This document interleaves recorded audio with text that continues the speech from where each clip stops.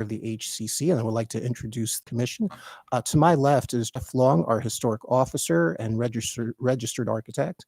To my far left is Todd Chambers, who is an architect with business interests in the district. To my left is Craig Evans, resident of the district.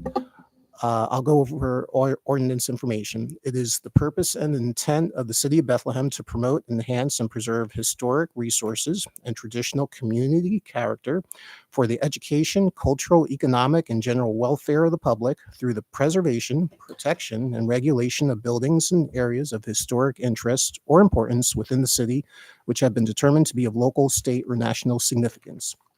The way the meeting will unfold is the applicants will be taken in order. After identifying the project address and the presenters, our historic officer will provide a background on the building and any recommendations. At that time, the applicant will present their project and plan.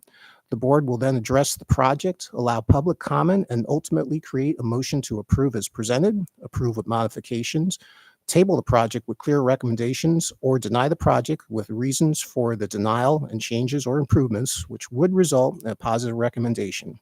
For public comment, there is a 3-minute time limit, and comments must be specific to attributes of the building only. Speakers are to announce themselves with their name and address before speaking. The HCC is a recommending board, and the results of our meeting will be presented to City Council, and their vote will be binding. Please do not forget to secure your permit from the permit office on the first floor of City Hall before you begin your project. Above all, I remind everyone to conduct themselves in a civil manner and always use a civil tone. The commission is here to help you with your project. We are a group of volunteers who are dedicated to historic preservation and restoration of older buildings in Bethlehem and beyond. If any commission members have a conflict of interest, which I hope they don't, with any of the applications on tonight's agenda, please come forth at this time. No? Great. Okay, with that, we'll begin the meeting with agenda number 1, which is for 1436 West 3rd Street. If the applicant is here, please come to the front table, sign in, and just announce your names for us.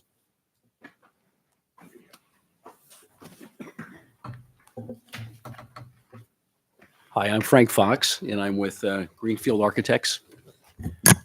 Good evening, commission members. My name is Joe Fitzpatrick. I'm local counsel for High Hotels, along with Mr. Fox, who's heading up the design aspects of the project. With us are Mr. Tony Seitz and Mr. JJ Fives, both of High Hotels. And I don't think there's a real legal role for me here tonight, except we're dealing with an assemblage of 5 properties and a mystery sliver in South 3rd Street with consolidation requirements and piecing it all together. And the only comment I'll make is we really trust that you'll see the good faith effort made by High and Mr. Fox and his firm since we were last here before you. This, of course, is the hotel, which is replacing the apartment. It is a high-end Hilton. Sir, before you go on too far, the normal procedure is Jeff will give all the background information on the project. But first, thank you both. Thank you all for coming tonight. And you'll get plenty of chance to present your project in just a little bit. Very good. Thank you. The building description, period, style, and defining features relate to the existing structure, so not the design proposal, but they still do stand, so I'm required to assess those. 14 West 3rd Street is a 3-story, 2-bay brick masonry structure with a flat roof that dates from circa 1890, while number 16 through 18 West 3rd Street is a similar 3-story, 4-bay brick masonry structure with a flat roof that dates from circa 1905. I specifically reference these because they also reappear in my assessment and also factored into your discussion at the last meeting. Both structures are late Italianate in style, and they comprise the central portion of what originally was an entire block of similar structures along West 3rd Street that were all constructed between 1885 and 1910, each with business locations at the entry level and residential units on the upper 2 floor levels. 14 West 3rd Street is attached to a non-contributing contemporary 6-story commercial structure to the east, while 16 through 18 West 3rd Street lost its neighbor to the west and is now an end structure. The original entry-level storefronts of both structures have been manipulated over time and now include recessed entrances and contemporary storefront windows with oversized frames and simple aprons. Both structures have similar cornices and glazed transoms above the storefronts, with mid-20th century glass blocks installed at 14 West 3rd Street and early, if not original, leaded glass installed at 16 through 18 West 3rd Street. Brick pilasters at 14 West 3rd Street frame the facade and lead to an upper decorative cornice. The second floor level has two very large 14/1 double-hung windows, topped with segmental brick arches, while the third floor level has three 8/1 double-hung windows topped by jack arches that support the upper decorative cornice. The simpler brick facade at 16 through 18 West 3rd Street includes four 2/2 double-hung windows with flat masonry lintels at each floor level and terminates in a decorative upper cornice with a stepped parapet. The end wall was not constructed as an independent facade, so removal of the adjacent building compromised its integrity and necessitated the installation of wood frame shoring as lateral bracing, which is visible along the west facade. Proposed alterations: the applicant is returning to the HCC with revisions to an 8-story structure previously approved in June of 2021. The proposed building now hosts a hotel rather than a ground floor commercial storefronts and it's a hotel use only rather than the ground floor commercial storefronts and multifamily residential dwellings above. Facade revisions include window size and placement, addition of a rooftop dining space, a structural canopy at the lobby entrance, and other material changes. The guideline citations I used for tonight's assessment include the Secretary of Interior Standard number 9. I'm going to quote it because it's valid not only for this, but for almost all of the additional subsequent agenda items. It reads, quote, "New additions, exterior alterations, or related new construction will not destroy the historic materials, features, and spatial relationships that characterize the property. The new work shall be differentiated from the old, but will be compatible with the historic materials, features, size, scale, and proportion, and massing to protect the integrity of the property and its environment." I also referenced the Bethlehem Ordinance that Mr. Lader read at the beginning of tonight's meeting, and then also the specific the Historic Conservation District guidelines, specifically concerning new construction. Pages 8 through 12 of those guidelines encourage new construction that, quote, "preserves the cohesive ambiance of the Historic Conservation District with compatible, sympathetic, and temporary construction, matching the setbacks of the adjacent buildings on the streetscape, and has compatible siting, proportion, size and scale, form, materials, roof configurations, details, and finishes," end quote. Those guidelines should also address such concerns as shape and massing, rhythm and patterns, window and door openings, materials and fixtures, architectural details, as well as streetscapes. I also referenced specific Historic Conservation Commission design guidelines for storefronts. My evaluation, the effect on the district, and recommendations. The Certificate of Appropriateness application indicates the intent to revise various architectural details associated with a previous design solution that was presented to the HCC during a series of meetings in 2020 and 2021. Those ultimately resulted in an HCC motion recommending that Bethlehem City Council deny the applicant's request to demolish the two existing historic structures and replace them with an 88 feet high mixed-use building during the April 19, 2021 meeting of the HCC. HCC's motion was overruled by City Council on June 1st, 2020.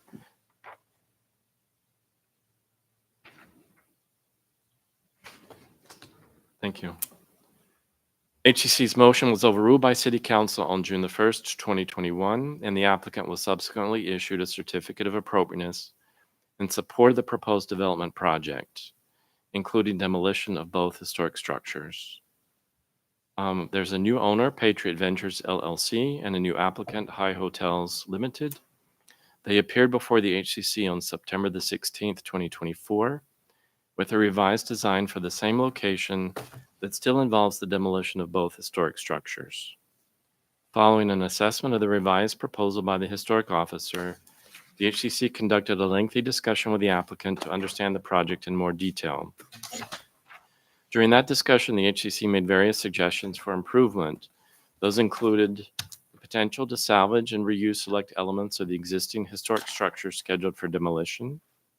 If not possible, the existing structures could serve to define or delineate the new design by paying homage to them.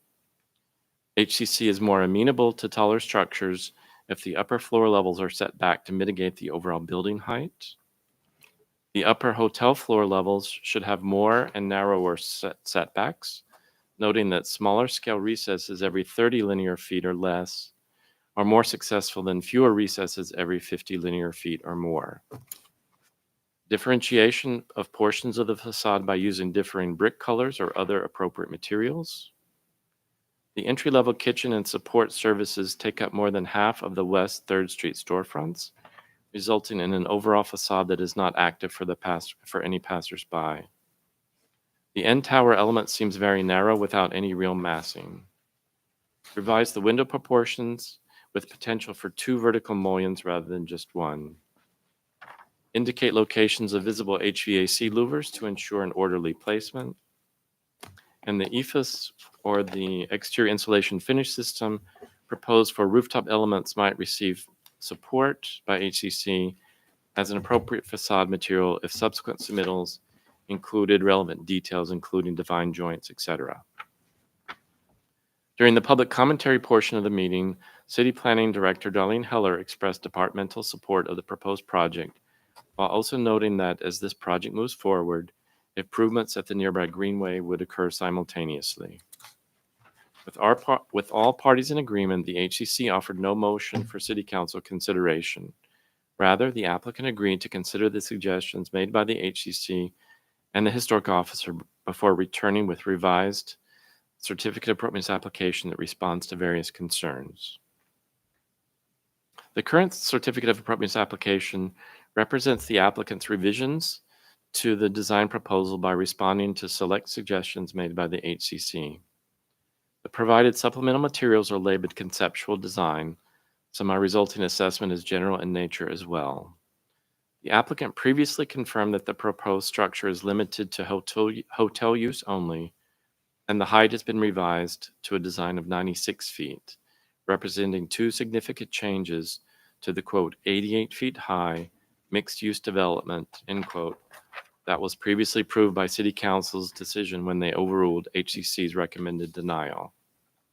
The applicant justified the need to extend the height above the previously approved 88 feet height to accommodate the proposed rooftop bar, which necessitates extending 2 stair towers up to 96 feet to accommodate the required emergency egress.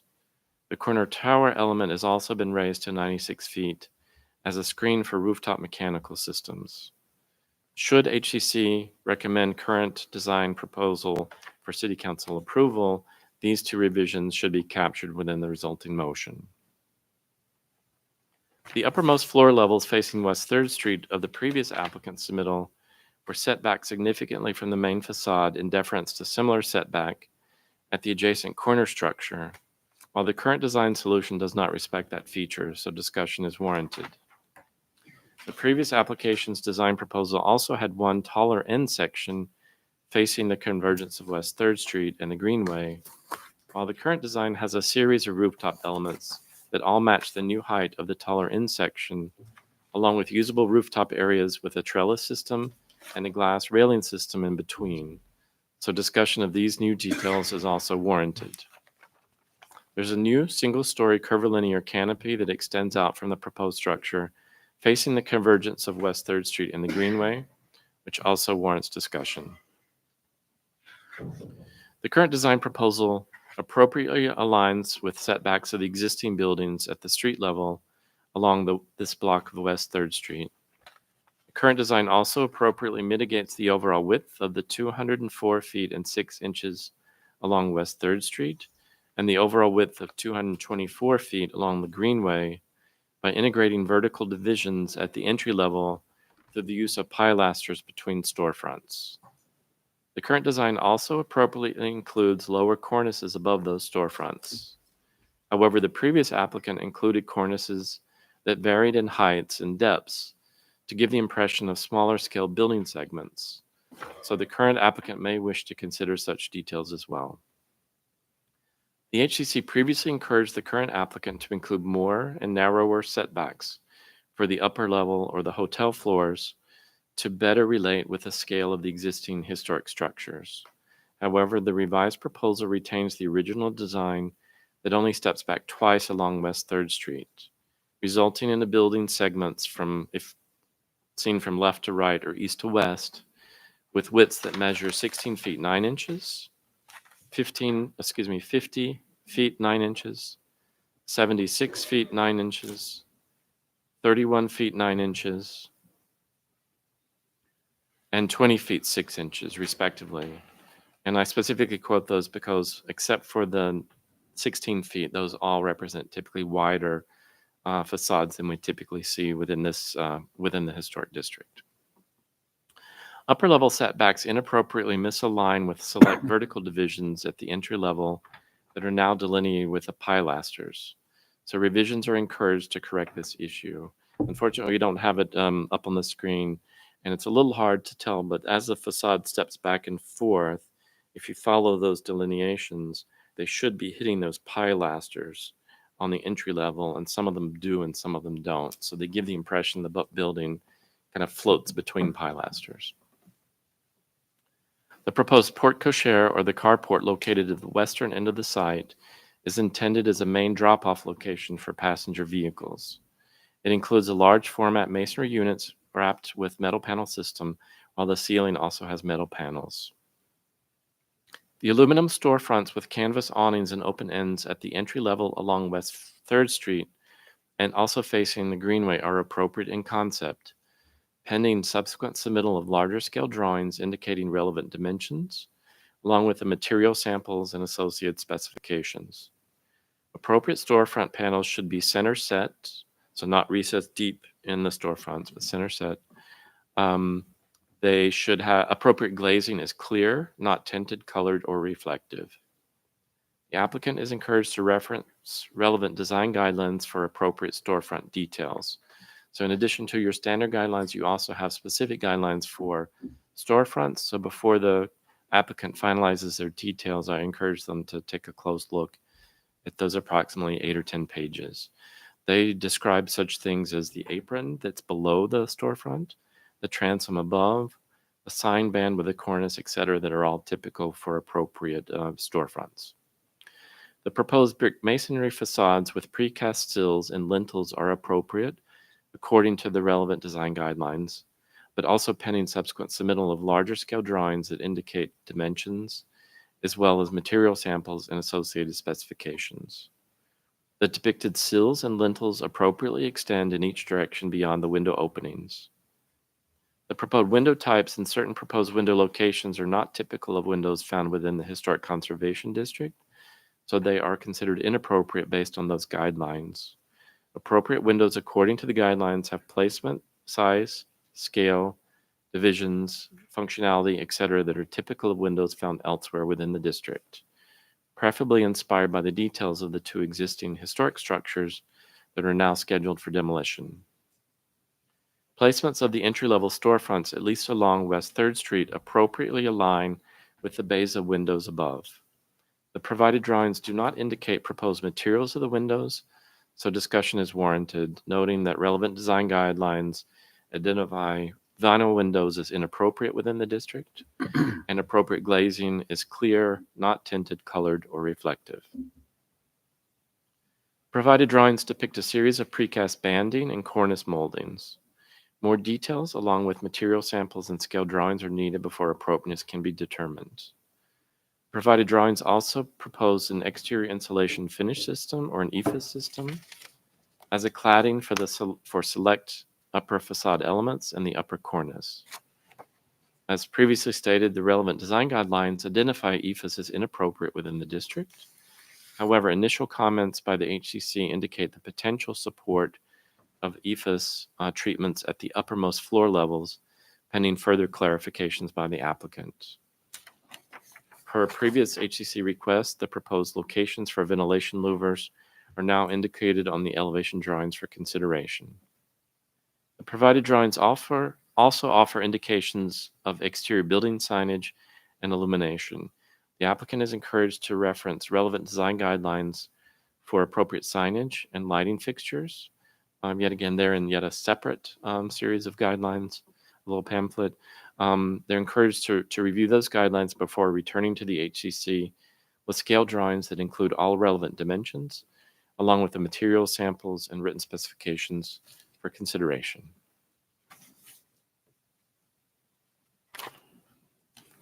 Okay, thank you, Jeff. And I wasn't here for the last meeting, but I did follow along with some of the comments. And please fill us in on how you've developed the design since you last met with us.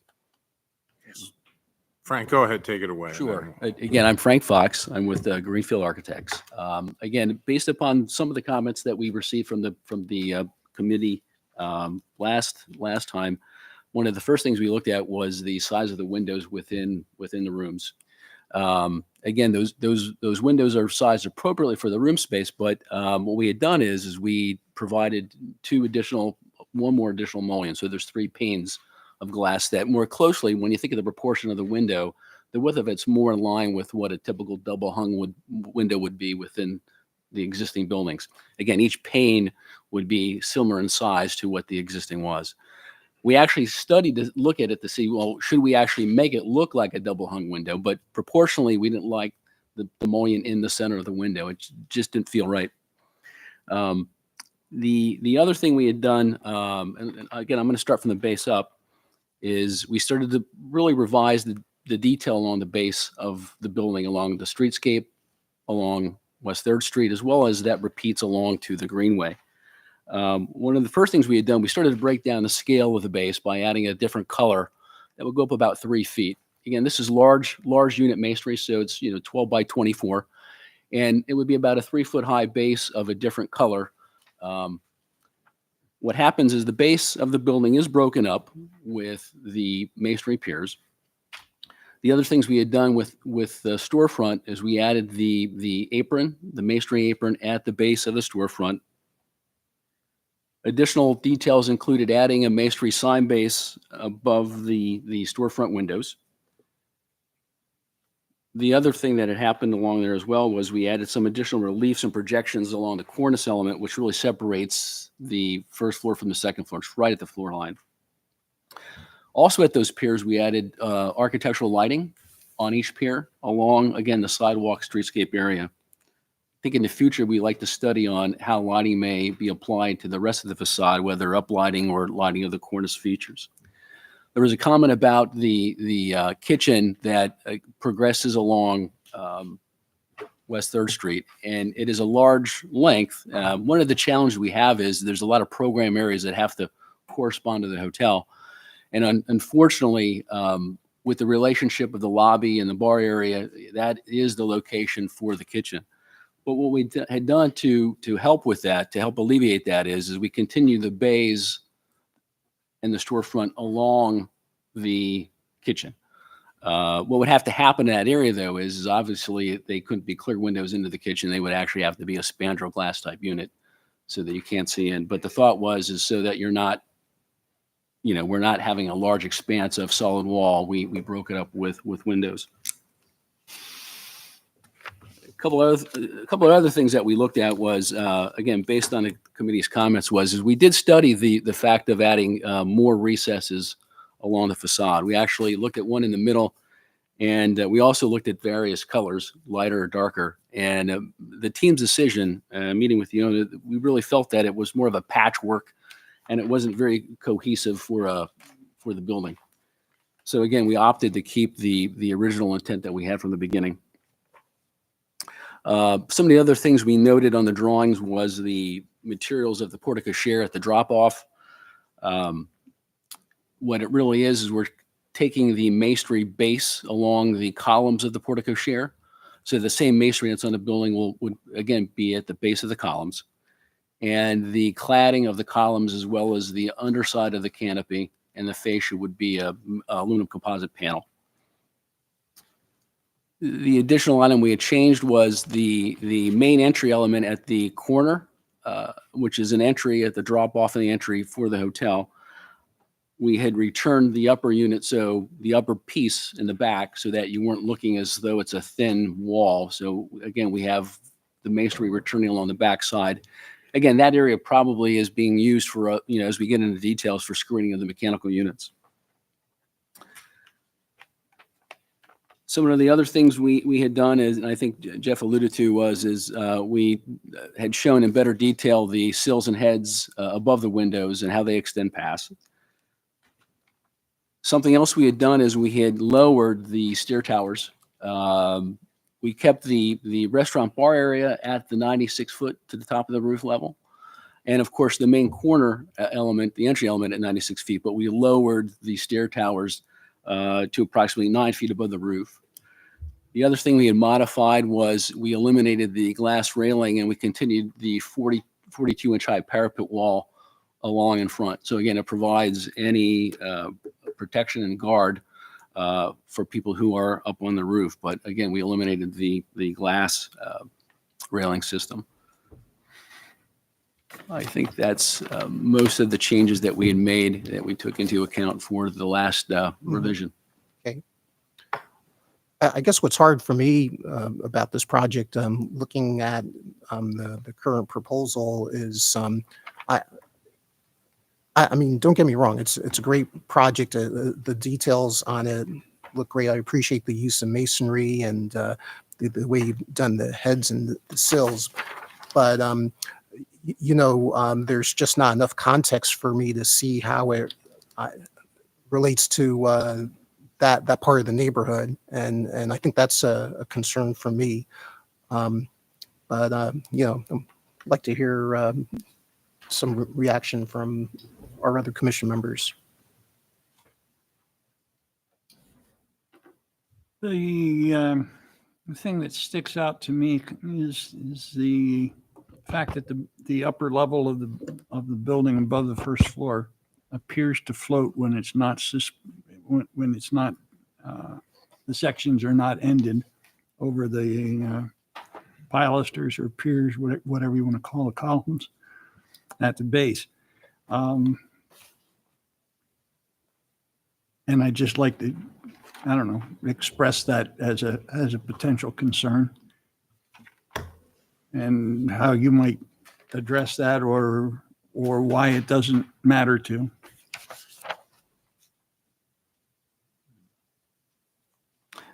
Well, I would say that if that's something that the committee strongly feels needs to be changed, I think that's something that we could look at and make that accommodation Okay. in the final result. To Roger's credit, I think that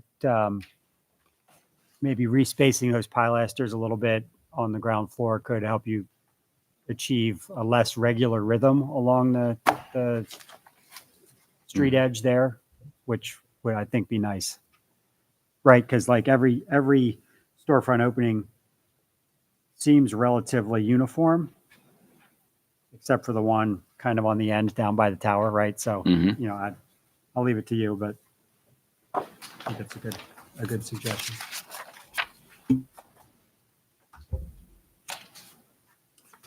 I do have some further comments. The first, I have a real hard time with the kitchen along 3rd Street. I feel like spandrel is a very tough thing to swallow for this group. Right on the sidewalk, and having no life inside the building at that location is really bad for the streetscape. So you'd have to really convince me that this was the only spot that the kitchen works.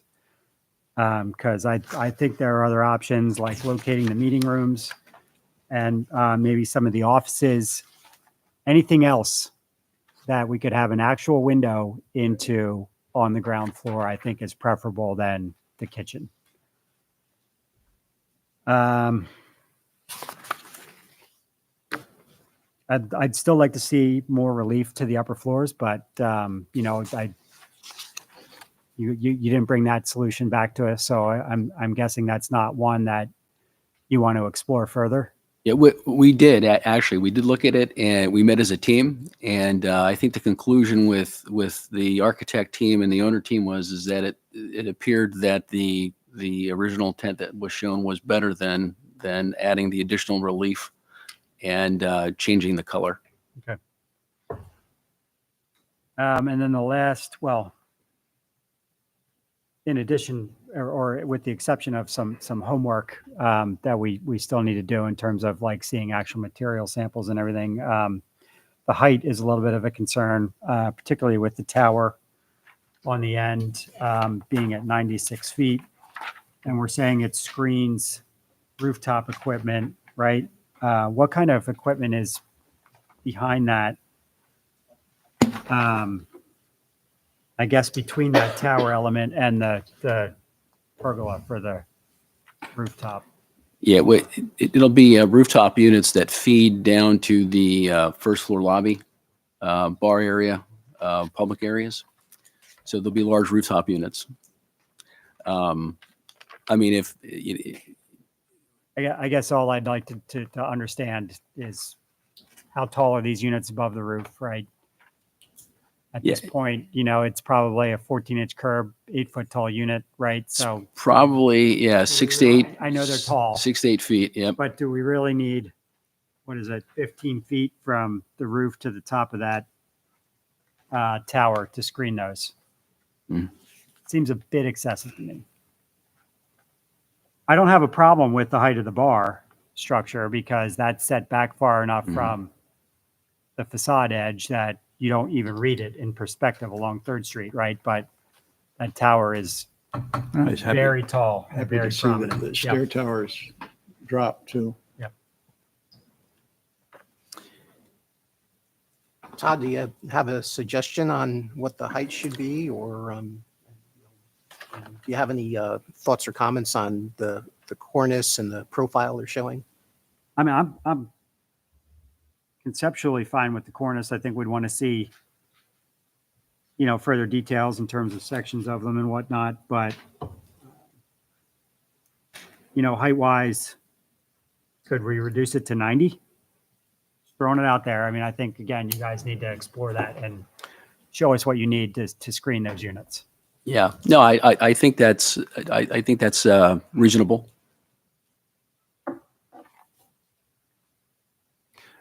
Yeah, my gut reaction is it's probably not going to take very much to screen them, but I'm kind of wondering if the signage on the tower side is the more important thing for you. But maybe that 6 feet won't really hurt you that much as far as that goes.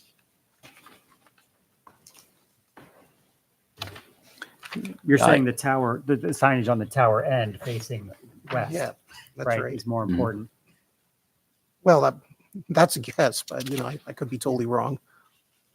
I think it makes sense. But Yeah, I think dropping it by the 6 feet is reasonable.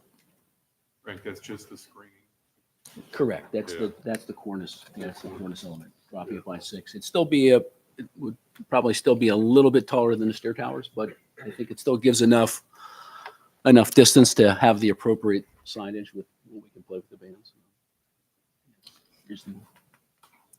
Are we at all concerned with the amount of shadow this building is going to cast on the 3rd Street side, particularly on that nice new Arts Quest building that's on the way?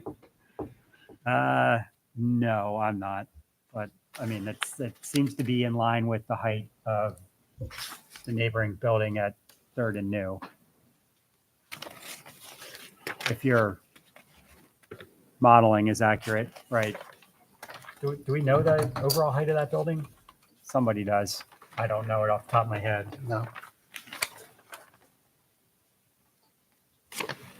Well, again, I guess, like I was saying before, my concern is it just, so the building at the corner of 3rd and New, it's a pretty massive building. I mean, it's not really in scale with a lot of the other buildings here in our district. And now we're adding on this hotel that's kind of the same scale. And we're looking at it right now by itself without I guess what I'm trying to say is I feel like we should see more context to really understand what this project is, the impact of this project.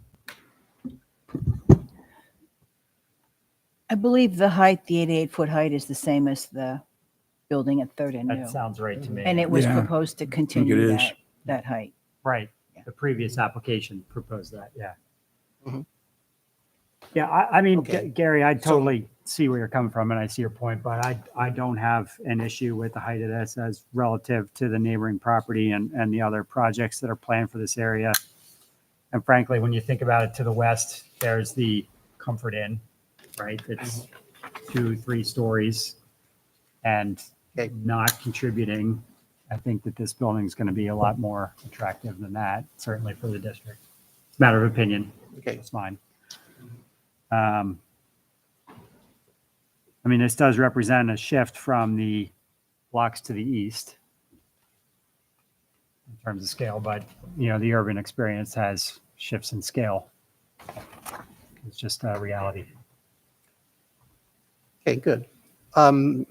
We should talk a little bit about the EFS on the two uppermost levels. And I mean, to my experience, I think the only times we've allowed EFS is on sides of the building that are really not contributing, or maybe not so much in public view. Jeff, correct me if I'm wrong on that, but The guidelines say no EFS. no EFS, right? The HCC, however, has gone against that occasionally, as you stated, if it was, first of all, if it was already there Mhm. and the applicant left it in place and wanted to paint it. I think prior to my term as historic officer, it was also approved maybe once or twice, as you stated, in fairly non-visible locations, and definitely not along any streetscape, because the concern that it Yeah, It and actually never at gets- street level. actually gets dirty because of static pretty Right. easily. So I went back to those records to see those, but I've never been witness to approval of a new application of EFS in the 7 years I've served as historic officer. Doesn't mean you can't. I tell Right. you the guidelines, you deliberate, and then you make the decision. So anyway, having said all that, I mean, my preference would be, fiber cement panels, metal panels.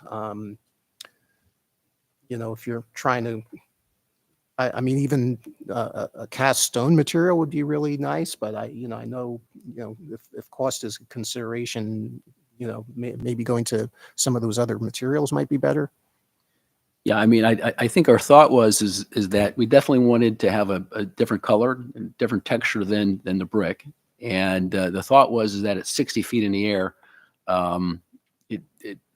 with a fine tight finish on it, and again with a reveal system that would give it some definition, though it's not just a flat surface coming across, would help break it up. So Yeah, I think we all agree with you on that part of it. mhm.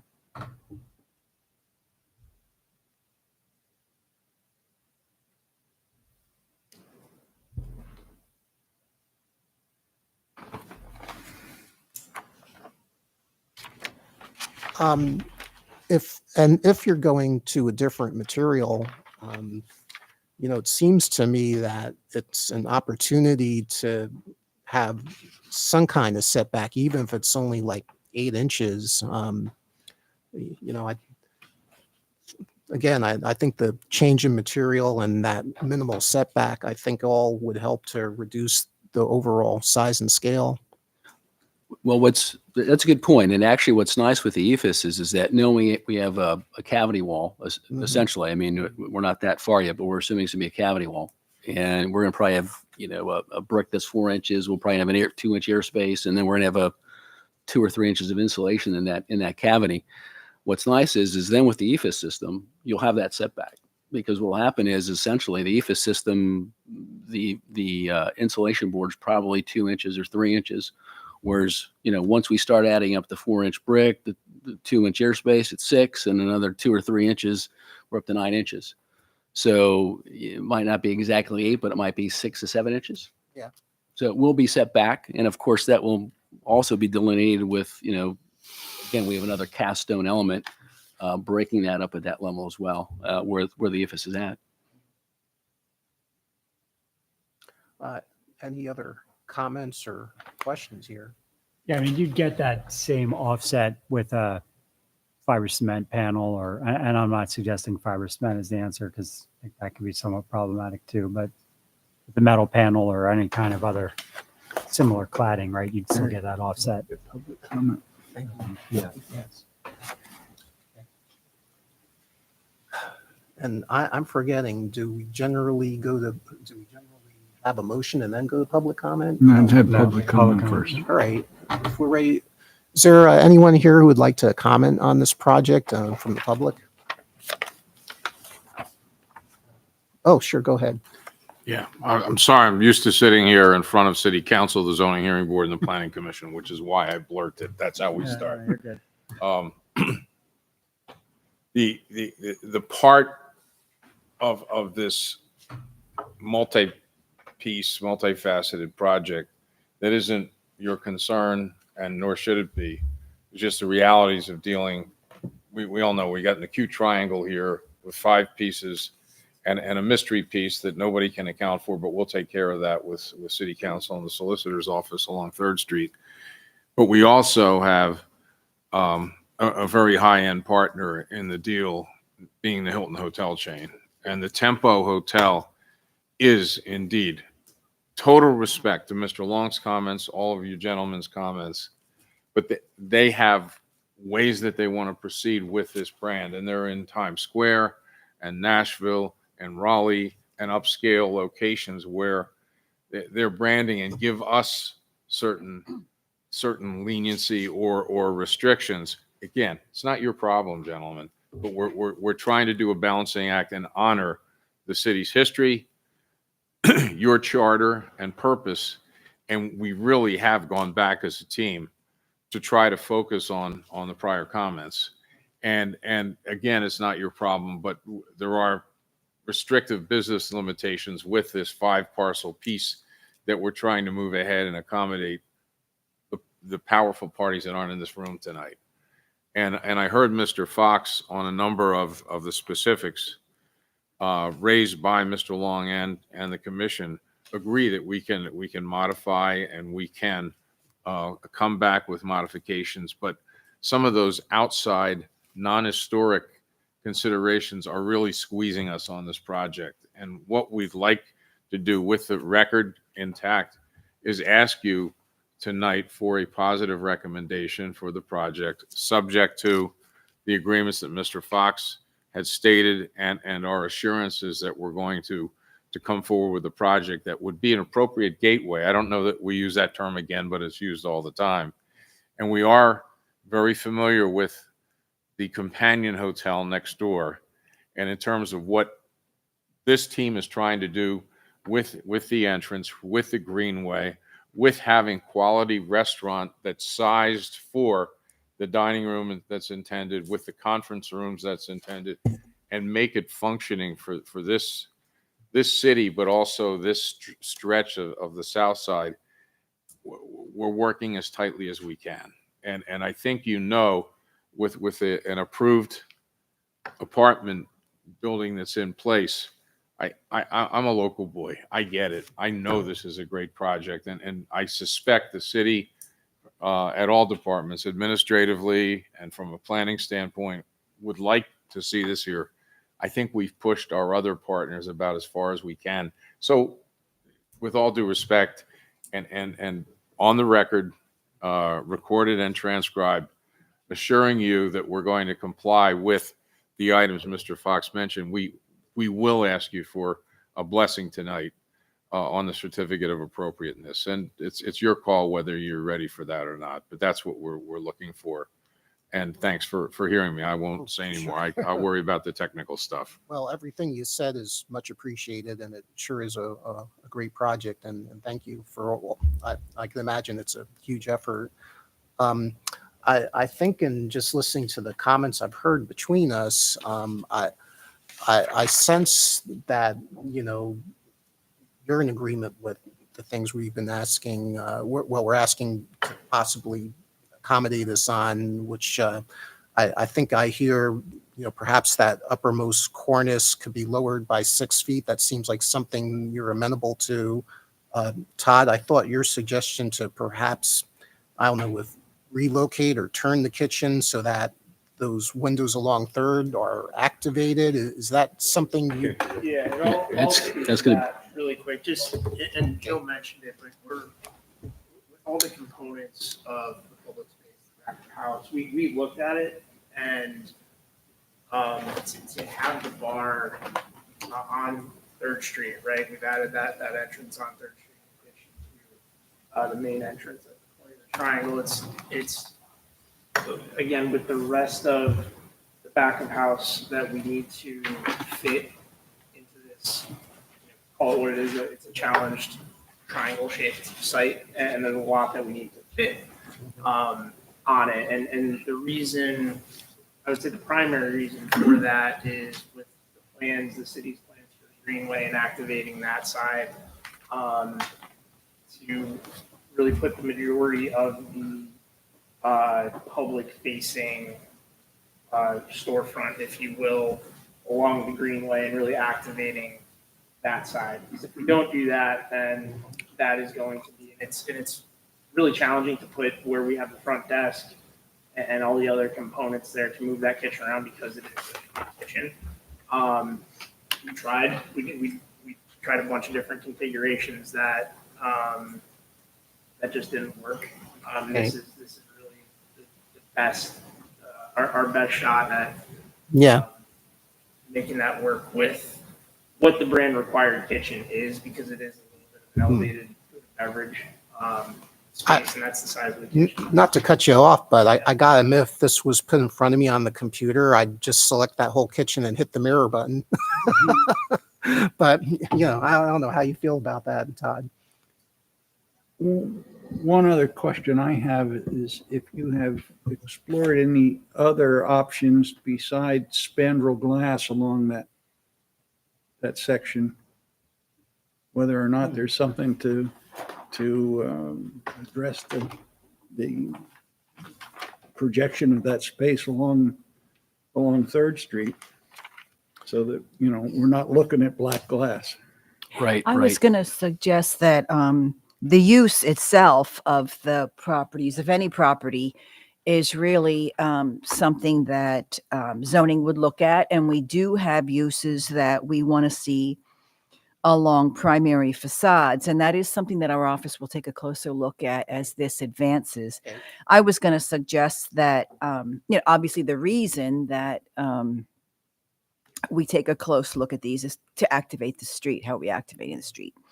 So I was going to suggest that maybe the thing is to look at the treatments from your perspective. Are there things that you would want to see? And then our office can look at the interior configuration and that could be how we match that up. Thank you, Darlene. Yeah, I think that the biggest concern I have is just the deadness of spandrel glass along the sidewalk. Right. I mean, there's no visual interest to it. There's no eyes on the street. There's a lot of issues that I have with it beyond the fact that it's spandrel glass, but I think our primary purview is how the building looks. And I think spandrel glass is problematic. There may be other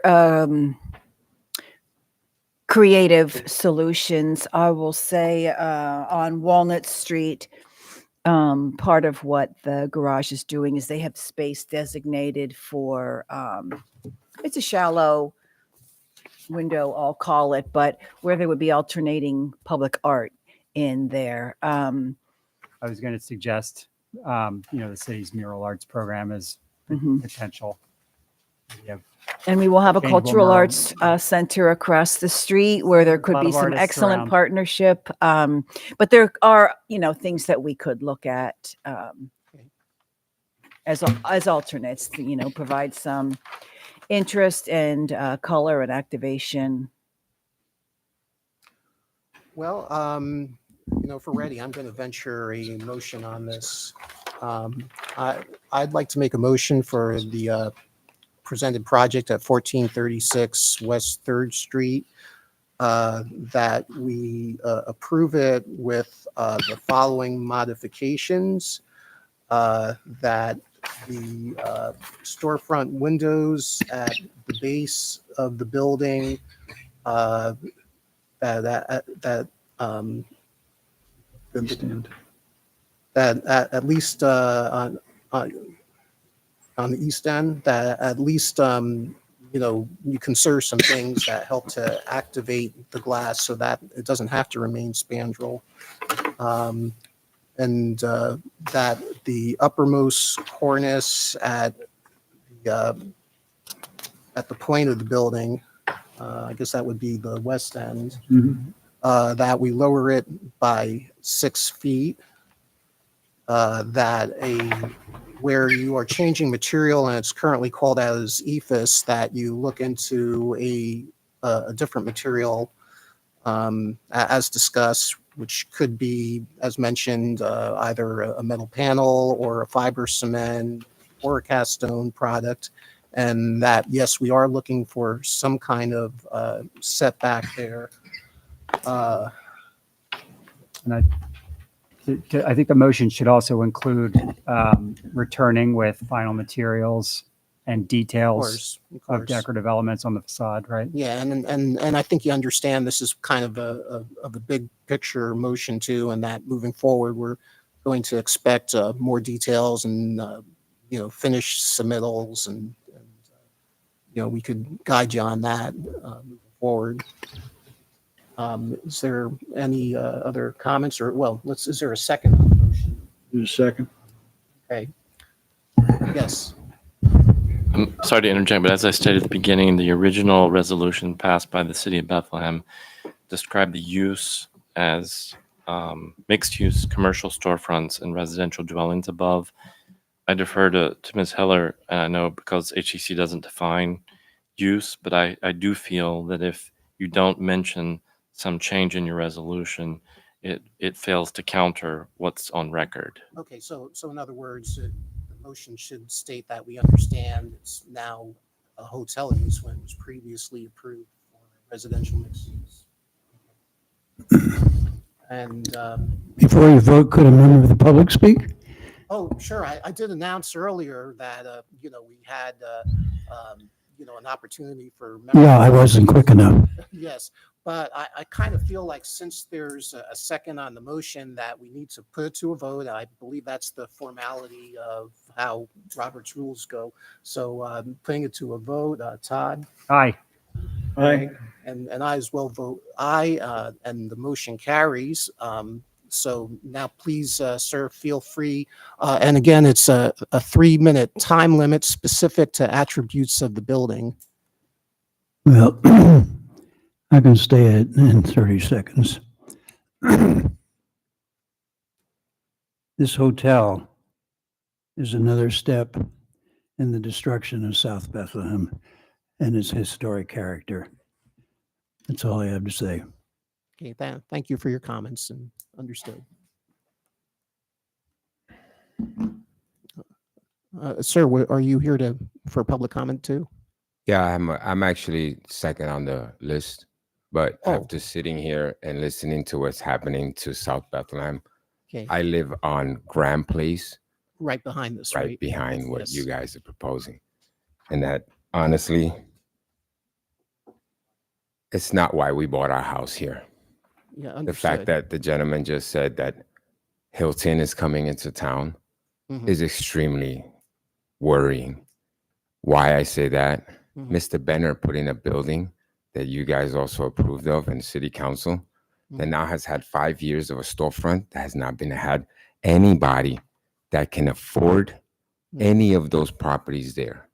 mhm. And Mr. Hilton here is coming in and saying that they're going to put in a high end and their companion Best Western doesn't help the area at all. All it does is now push out the poor, which is or the culture what South Bethlehem was, Mhm. especially the fact that you guys are going to put in an 8-story building 7-story, 90 feet. I mean, when we first bought our house 15 years ago, it felt like a small snow, like a snow resort town. Sir, I hear what you're saying. You and understand? Again, I have to emphasize that the comments are related to attributes of the building. I understand that, but like the gentleman just said that it was. was supposed to be for mixed use building Mhm. as well as commercial. Mhm. The high end lux doesn't coincide with whatever it is. I know I wasn't here for the last, whatever meeting you guys have, because it's not announced in the public on 69 News or anywhere that people get, like myself, that is always busy, can maybe see and be able to hear and be able to come in and comment. The fact that I'm here now and hearing for it, because it's my property that I'm coming in for, doesn't sound right, because of the fact that, like I said, you're just taking away from what the aspect of South Bethlehem, like the gentleman said. What's going to end up happening is everybody is going to continue building new buildings, and it's going to become like Long Island City in New York, which used to be a nice area, which is now all Hilux, which nobody can afford. The only people that can afford are people that, maybe might have enough money to kind of come and do that. We can't do that. And the fact that the gentleman said that, you're going to lose South Bethlehem altogether. 3rd Street from New Street all the way to the left has looked nice. Even the flags that you guys put up and approved, 3 stories, beautiful. You can still see the sky. 8-story building now in that triangle destroys what we bought our house for to see every July 4th, every New Year's, which are the fireworks. And the Sir, fact that thank you guys thank you doing for your this and comments. approving this, it just really doesn't look like New York, that, Bethlehem is going to stay original. It's not. Thank you for your comments. know, They're appreciated. If I may add, HCC did not approve the building. The City Council overruled HCC, and you're doing your best to accommodate City Council's Thanks, ruling. Jeff. Thank you, Jeff.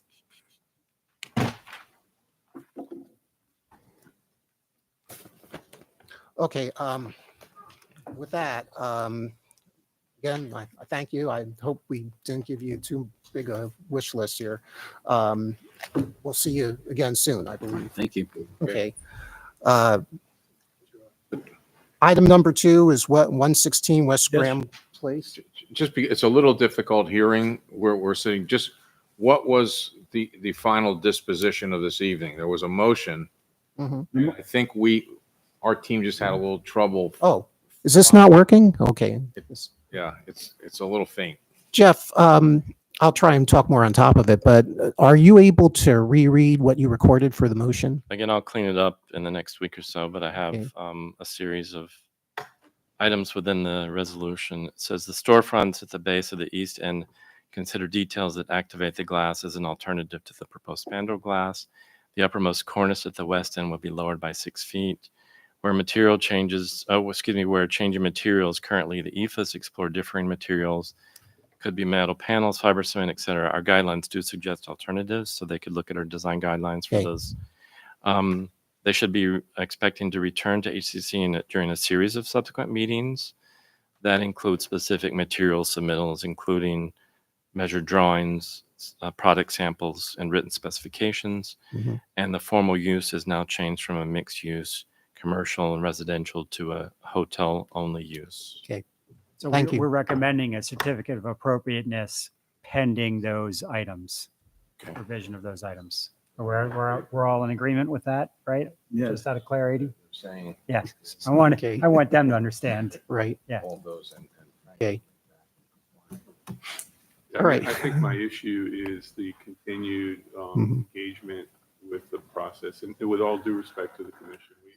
We heard you the first time. We really made a good Mhm. faith effort. I think that Mhm. was, you heard us tonight. We had a good discussion. Mm-hmm. My concern that Joe, I think, articulated very well, schedule is really, really important for our group. Mhm. We did not and really don't have a bandwidth in that schedule for a prolonged back and forth on submittals before Mhm. we advance to different stages of design. And That and does I not- that is, Yeah, I'm sorry, sir, but this is just our regular process, and I don't know if Darlene, you could speak to any of their concerns. and I don't think we're looking for a protracted back and forth, but we need to see the details for the facades. We definitely need to review the materials. I mean, that's not different than the approach for any other project that's built. in Yeah, South I Bethlehem. mean, we're just asking for things I think you would normally be doing anyway. In other words, you know, as you move things along, this is what we would typically review. One of denial. Even if it's just for us to catalog the items as eventually chosen. Yeah, absolutely. At this point, we're ready for our second agenda item, and please, if you could make way for all the people who've been patiently waiting. Thank you, gentlemen and Dorothy. Okay.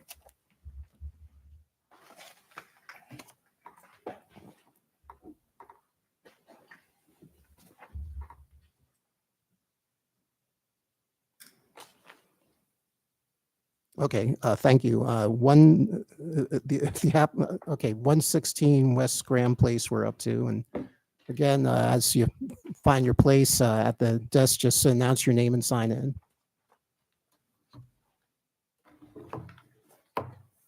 Mary Lou and William Sakes, 116 West Grand Place, Bethlehem. Thank you for joining us tonight. Thank you. And thank you for printing rather than signature so I can read, but I've captured from previous applications. So thank you. This structure is a detached 2.5-story, 3-bay brick masonry dwelling covered in aluminum siding with a full front porch, steeply pitched central gable window, and altered windows and doors.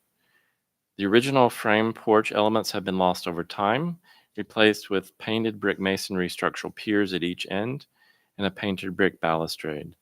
The main roof and porch roof are sheathed in single-tab asphalt shingles.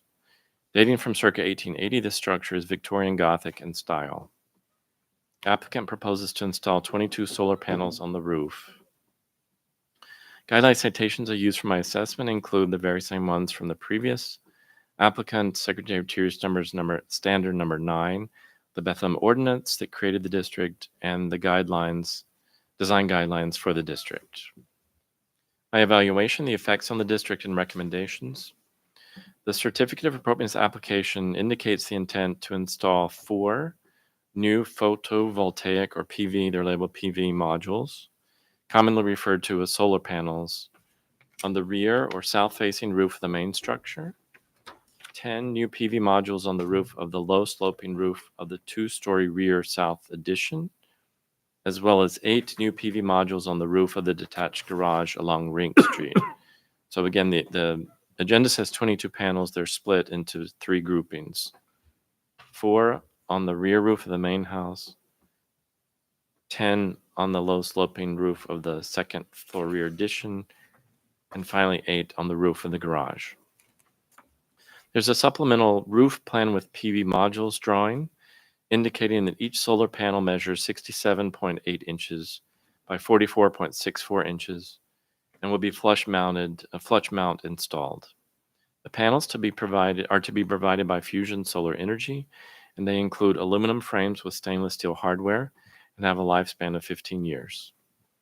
There's an associated combiner panel that's labeled P, the AC disconnect labeled D, an electric meter labeled M indicated on the site plan drawing at the east facade of the main house near the northeast corner. However, a supplemental drawing depicting how these new items will be installed on the existing facade is not provided, so discussion is warranted.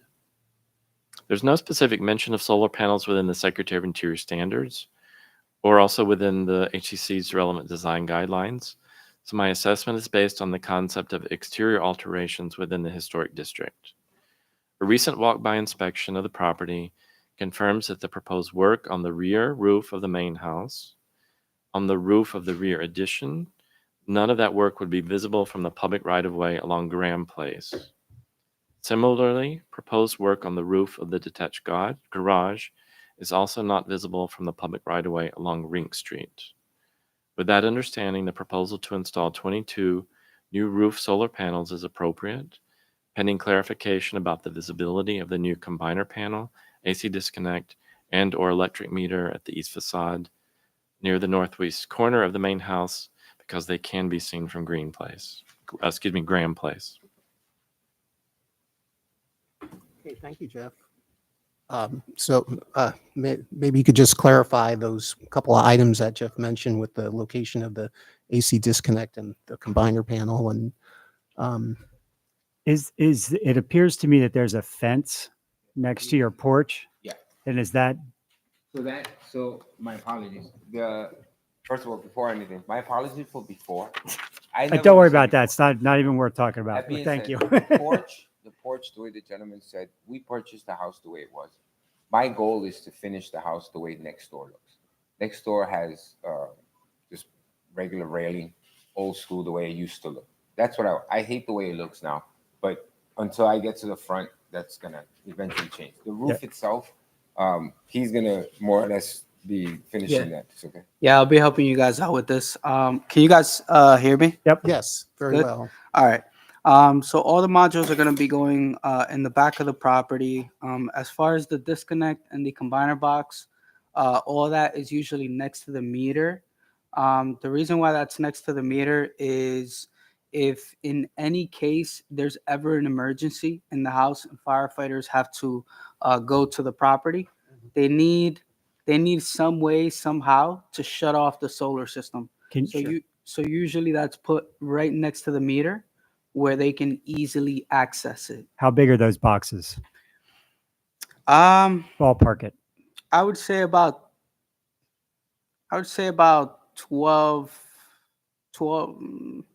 15 inches. Okay. 15 Square. inches around there. They're pretty small. They're fuse boxes. Okay. We input fuses inside of them. You also have a combiner box as well right next to that. That's about 20 inches, 20 inches by 16 inches around there.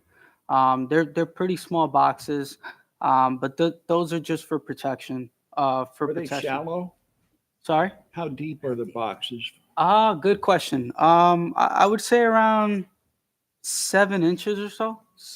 And to the left of your property, there's a fence currently. Yeah, that fence right now, just so you guys know, we are actually trying to make that a driveway. Okay. The reason why is because there's no apron. Like we're actually in talking with engineering to try to see if I can get a driveway, like an apron done. Sure. Because I want to fix the fence and make it iron, wrought iron Mhm. to match the rest of the block. You know what I mean? I want to bring it back to the way it looks now. I've tried my best to put new pillars to be able to put a fence, but that corner tends to settle. It keeps going down and down and down. So the only thing that I can do is talking with my cement, the contractor, is to put. I have 2 4x4 steel beams that I want to install as opposed to 4x4. I can paint them, make them look like wood. It doesn't matter. But my plan is to make that piece like a full cement on the bottom. That's what I spoke to the guy about, because that way they counterbalance each other. They tend to fall in. I'm tired. I don't know what else to do. So the only thing I can think of is to do an apron and come back all the way. The only problem I'm having is that with the driveway, they want it 19 feet, but the house still has to be fixed because there's damage on the side of it. So I still have to do like what is that? Tar and rubber and all that, go 4 feet. I have to fix it, but we can't do any of that until I kind of have like that, like the driveway to be able to use. Sir, just a quick question. Are you talking about this side here? Yes. Okay. All right. Spot right there. All right. We bought the house like that. It has a 3-car garage in the back, but I want to make that a driveway. And if I don't get the approval, So, Yep. I have Anyway, no further questions. yeah, totally separate issue. We hear you. And thanks for explaining all that. that's going to be fixed eventually to a fence. Okay. To the- Um, but yeah. Any other questions, I- comments on this? No, I move that we recommend a certificate of appropriateness. Okay, any public comment on this one? Mhm. Yeah, any public comment on this one? Okay, and we have a second from Craig. I made the motion. You made the motion. I'll Oh, second the motion for a certificate of appropriateness. Okay, I'll put it to a vote. Todd Chambers. I Craig Evans. Aye. I as well vote aye. Thank you for you. coming with Thank you, this you guys. project. Looks like a great project. I'm excited to see how it works out. I'm on a mission. Yes. I'm on a mission. I understand. Thank Thank you. so Big much. guy. I own Couch Potato Kitchen. Oh, I remember you now. Yes. We're getting out. I'm putting my money Oh, into the house. I need to Okay. take the whole house and bring it back to what it used to be. I would love to eventually see you guys about deciding and bring back. the oh, money. okay. That's a different story. Well, thank you for your But thank investment. you guys, appreciate it. You guys have a great. Okay, you too. We're now up to item number 3 for 418 Martell Street. Is 418 Martell Street here? Okay, maybe not. Going, gone. All right, we're up to item number 4, 125 East 3rd Street. This is for Paranormal Pizza. Oh, okay. Yeah, please come on up. And I think you guys used to be on New Street. Yeah, we were right down the street. Okay, all right, good. I'm glad you're still continuing your business. Yeah. Again, please just announce your names and sign in. Sure. Joey Kubashevsky. Mark Kubashevsky, 125 East 3rd Street. You said Jerry and Mark, right? Joey. Joey, I'm sorry. Sorry. And again, if appreciate if you could print so I can read the names instead Sure. of signature. Thank you so much. Yep. This structure is an attached 3-story mixed-use masonry building with a flat roof that dates from circa 1910. Brick pilasters support a decorative upper cornice with ornamental end brackets. Structure is classical revival in style with primary facade materials of light brown brick and cast stone. The original storefront was altered during the mid to late 20th century, but was recently renovated after collaborating with HCC and now includes historically appropriate details, including a reconfigured storefront with a new cornice, angled and beaded brackets, along with a paneled sign band above and a tiled apron beneath. The applicant proposes to install a perforated vinyl window decal to the glass storefront window. The decal size is 3 feet 9 inches by 4 feet 4 inches.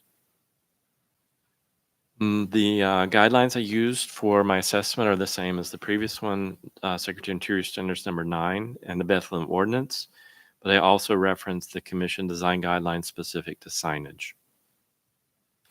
My evaluation, the effects on the district and recommendations.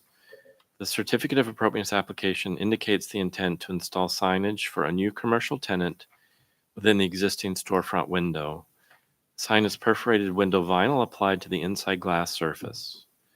The proposed sign measures 52 inches tall by 45 inches wide. Installation is centered vertically and horizontally within the existing storefront. The sign includes a ghost figure with an eye and mouth cutouts rising from a pizza pan. The figure is bright white in color and outlined in black color, with various details in red, yellow, and black colors. Arcing above the ghost figure is the word paranormal in large, bold, all uppercase, stylized lettering in black color. Arcing beneath the ghost figure is the word pizza in the same large, bold, all uppercase, stylized lettering also in black color. The proposed window signage represents a departure from appropriate details identified within the relevant design guidelines.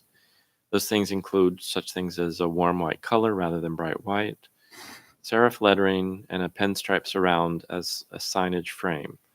However, HCC typically defers to signage proposals when the design is confirmed by the applicant to be the corporate logo, so discussion is warranted. Should HCC consider the proposed signage appropriate, the applicant should clarify that portions of signage without lettering or the ghost figure logo are transparent and not opaque, which will allow for views inside the business. Okay, thank you, Jeff. First of all, welcome. And can you tell us more about your proposed signage and if any of those suggestions Jeff was making make sense? Yeah, I think they make sense. It's pretty much the same thing we had here on the north side. Okay. It was perforated, so from the outside, it didn't look like you could see in. From the inside, you could see out. It's almost like tint. I don't remember that it was bright white though. I thought it was more of like a off-white color. Yeah. Okay. So I'm not sure. It was, yeah. Okay, great. And then I think you also said that it was all black. I thought that it was also outlined in white as well. Yeah. So the outline. Sorry to look at the image again. I thought that we had it as black outlined in white, but it might be the opposite of that. Jeff, I have a side question. Were there facade improvements that came before us for this already? It looks like that's what they're showing, and I don't know. Yes, the property owner is not here tonight. Mr. Chad Jara was here Okay. with Artifact a couple of years ago. I think it was limited to the storefront, and the results of those assessments are what you see Oh, in the okay. drawing. Okay. And they've all been concluded. Okay. Thanks. Sure. Yeah, it's not outlined. It was just white originally. Okay. So originally we had it. It was the lettering was white. Yeah. And the logo, it was white. The off-white is on the bottom of it. Okay. Very good. I think the only thing that we need to consider, and it is not our review, is the amount of glass coverage. Mhm. Yeah. So and- the size may be determined by, would that be zoning?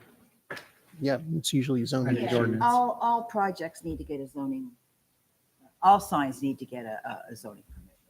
Okay. Okay, so we don't have any control here over the size of the signage? Sure. But that may enter into your installation. Okay. Yeah. And I forget, was it a percentage or? Yeah, honestly, I should be talking. Typically, we have proposals reviewed against the zoning ordinance before you see them. Okay. So I haven't talked to the zoning officer about this one, but I'm assuming that it's been looked at. Okay. Great. Okay. Any further questions or discussions? No. Craig, sounds like you're ready to make a I motion. move that we recommend a certificate of appropriateness for the signage as proposed at 125 East Third Street. Okay, thank you. And I'll second. Any public comment on this? Okay, let's put to a vote. Todd Chambers, Aye. Craig Evans. Aye. And I vote aye as well.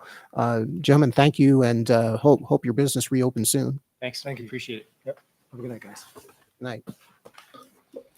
Okay, moving right along, we are up to item number 5 for 312 East 4th Street.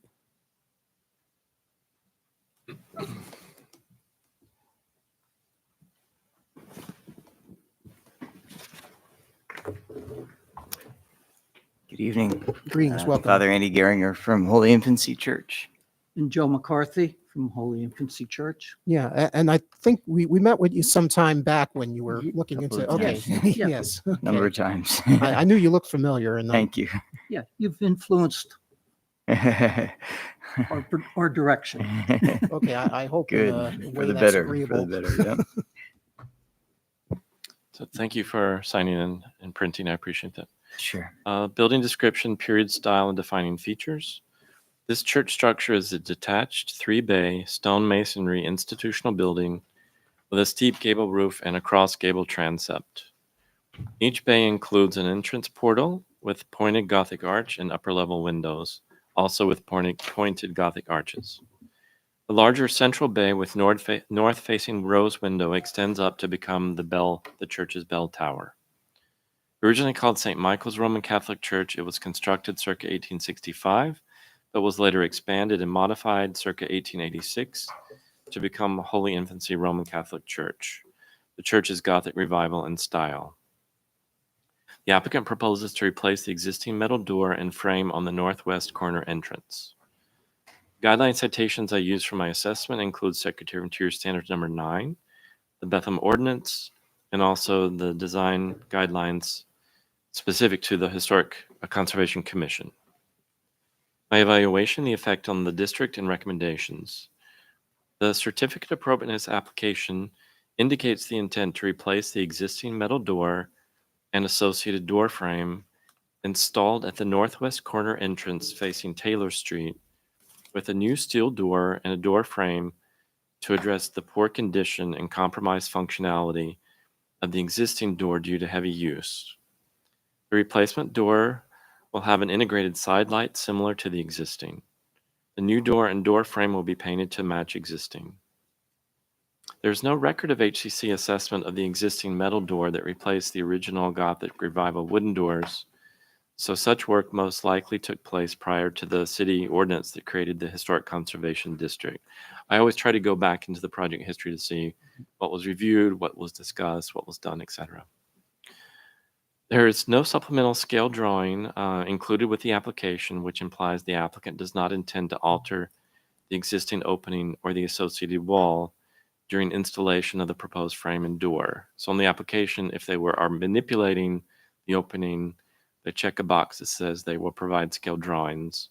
They didn't check the box, so my assumption is it's as is. They have an existing opening and it will be replaced existing. The accompanying image depicts a flush interior face of the proposed door with panic hardware and a kick door stop. But we're not interested in the interior, we're interested in the exterior. So there's no indication of the exterior face of the door. Relevant design guidelines note, quote, HCC will not recommend approval of a flush exterior door within the district. That's on page 12 of your guidelines. And that's also a reason why I stated the existing door most likely was not reviewed by you. It probably precedes the existence of the guidelines. A recent walk-by inspection confirmed that the frame of the existing metal door appropriately aligns vertically with the moldings of the upper transom. So if you take a look at the photograph, even if it wasn't intended, we would be looking for such things. So the upper portion of the Gothic arch was infilled and has a panel system, and it looks as if the frame for the door aligns with the panel system, and that would be something you're striving. So if they're replacing with the same opening, that alignment should still take place. If it didn't take place, we would probably suggest something like that. So based on the information within the application, the proposed work is appropriate, pending clarification of the following details. Please confirm the size of the replacement door and frame, that it matches the size of the existing door and door frame, so that the new frame appropriately aligns vertically with the moldings of the upper transom. Confirm that the exterior face of the new metal door has a panel configuration as in satisfaction of the design guidelines. There is actually another door along Taylor Street on the very other end of the building facade. And it does have a panel configuration, so perhaps they could even use that door as inspiration for a panel system for this door. I don't know if it's considered because we don't have any indication of what the front face, the exterior face of their proposed door is. And then we do request to understand the visible hardware on such doors. And because we're only seeing the inside face of the door with the application, it's only natural that HCC would be interested in what kind of hardware would be visible on the exterior of the proposed door. Okay. Well, thank you, Jeff. And if you'd like to comment on any of those items. Yeah, the intent, if you look at it, the top piece above the transit, that's not changing. Okay. It didn't change before, and it would not change with this. And we go across the full width of the opening to really the wooden frame of that doorway. That is in there now. That whole piece would be replaced within the door with a light again, window light. The door that's there now is flush. Mm-hmm. We had looked, not changing anything. Mm-hmm. Now, I guess consider that, but we were looking to replace it, and it currently one hinge is actually broken. We would be looking for a continuous hinge on it because it does get heavy service. Is this one of the main doors that's used when you have services? It's used. It would be used for services. Okay. Especially going downstairs, and we are installing an elevator, and handicapped people would be coming in there to go up to the sanctuary floor. Oh, okay. But the three main doors, which are along Fourth Street, Mhm. they're glass. No, the old ones were lost years ago. Okay. And I'm aware of the door at the other end of the Taylor Street. It is a smaller door, but it has panels and That one's not used specifically except for just like it's so hard to open up. Like we don't really use it except for getting maybe things down into the basement occasionally. But Mhm. the other doors are used for some events downstairs. That side Okay. Taylor Street door would be for events downstairs and future for services as well. Okay.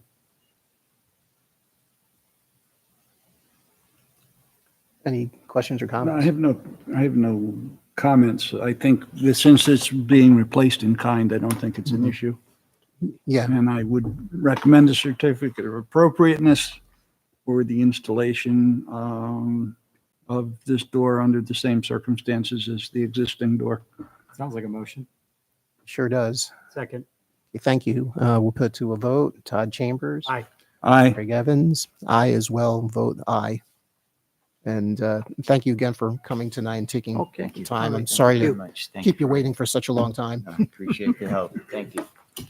Just how it goes some nights. I know. We know it. We know it. Thanks for all your work. by now.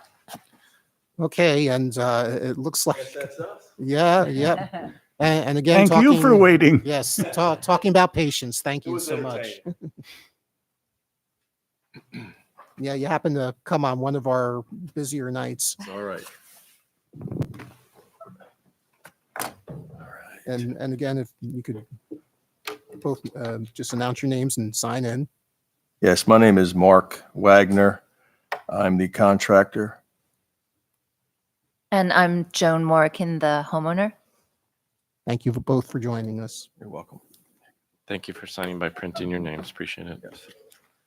Building description, period, style, and defining features. This structure is a 2.5-story detached stucco on masonry residence with a hip roof, a gambrel roof dormer on the front, overhanging eaves with paired wooden brackets, and full width 1-story front porch with large square posts and side parapets. The east and west facades both have similar 1-story porches or porticos as they describe it. It's okay, they're interchangeable at the secondary entries. The front entrance has a paneled wooden door with decorative side lights and a transom above. Windows throughout have colonial revival mutton patterns over a single light lower sash. The house has a high level of integrity and demonstrates colonial revival, as well as arts and crafts stylistic details. The building first appears on the Sanborn Fire Insurance map of 1912, so that means it was built probably around 1910, and was built and or inhabited by Samuel L. Caum, C-A-U-M, a prominent engineer and friend of the inventor Thomas Edison. The former property owners received a certificate of appropriateness in 2017 to install a bronze plaque on the column to the right of the front entrance that reads Samuel L. Caum House, 1006 Prospect Avenue. This property has been placed on the National Register of Historic Places by the United States Department of the Interior, built circa 1915. Proposed alterations. The applicant proposes to remove the rotten portions of both side porticos and rebuild to match the existing. The applicant also seeks permission to remove 4 small pent roofs on the sides of both side porticos. Guideline citations for tonight's assessment, they vary from the others, so I'll quote them. Secretary of Interior Standards number 2, the historic character of a property will be retained and preserved. The removal of distinctive materials or alteration of features, spaces, and spatial relationships that characterize a property will be avoided. Secretary of Interior Standards number 5, distinctive materials, features, finishes, and construction techniques or examples of craftsmanship that characterize a property will be preserved. Secretary of Interior Standards number 6, deteriorated historic features will be repaired rather than replaced.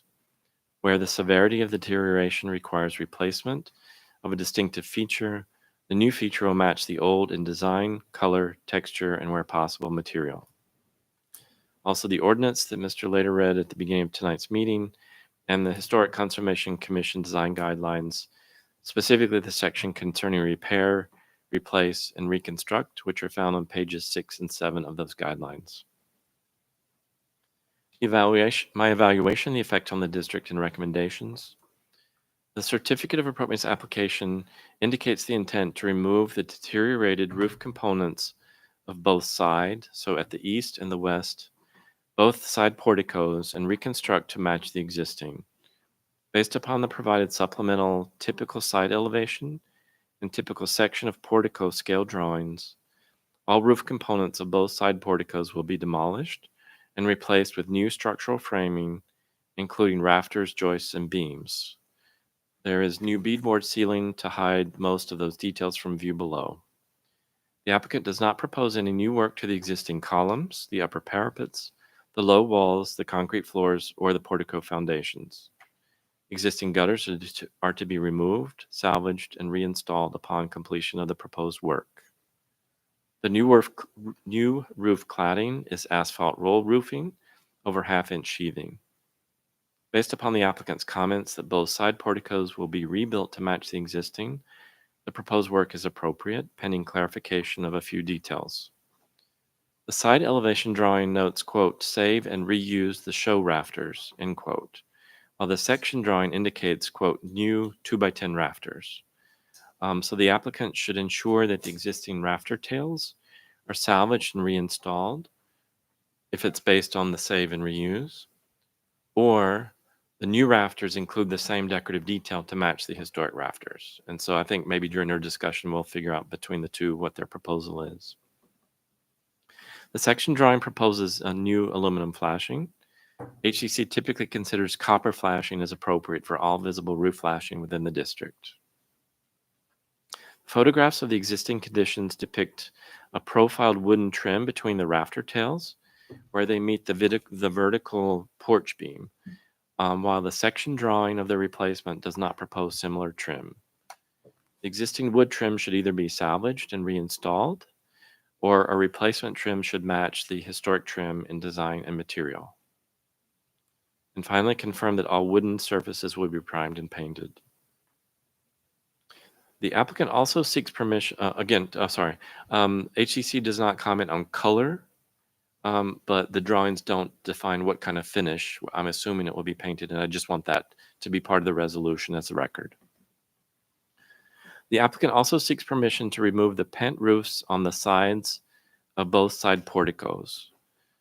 Though not visible from the provided photos, that same pent detail also exists on both sides of the main portico. So you have, when you stand in front of the house, you have the portico that you look at each entrance, and then there's a little pent roof on the sides of not only the side porticos, but also the front portico.